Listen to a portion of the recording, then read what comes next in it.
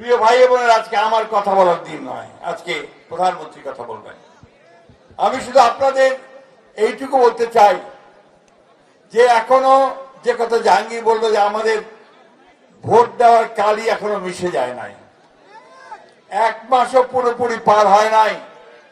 এর মধ্যেই প্রধানমন্ত্রী যে সমস্ত প্রতিশ্রুতি দিয়েছিলেন নির্বাচনের আগে, সেই নির্বাচনের ওয়াদাগুলো তিনি পূরণ করে চলেছেন।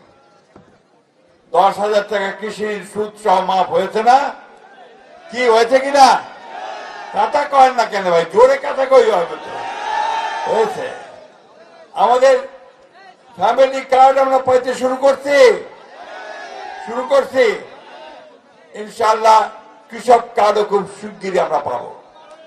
আমাদের ইমাম, মুয়াজ্জিন, খাদেম এবং মন্দিরের পুরোহিত, গির্জার সেবায় তারা 5,000 টাকা করে যে সম্মানী সেটা পাওয়া শুরু করছেন।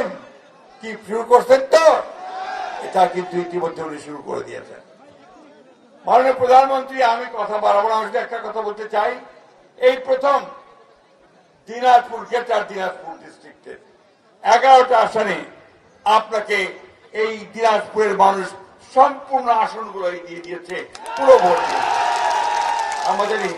আমাদের হিন্দু ভাইয়েরা, বোনেরা, সনাতন ভাই বোনেরা, মুসলমানেরা, খ্রিস্টানেরা একজোট হয়ে এবার সিদ্ধান্ত নিয়েছে যে এবার আমরা তারেক রহমানকে প্রধানমন্ত্রী করব, দেশের অবস্থার পরিবর্তন। সেই পথে আমাদেরকে এগিয়ে যেতে হবে বন্ধুগণ।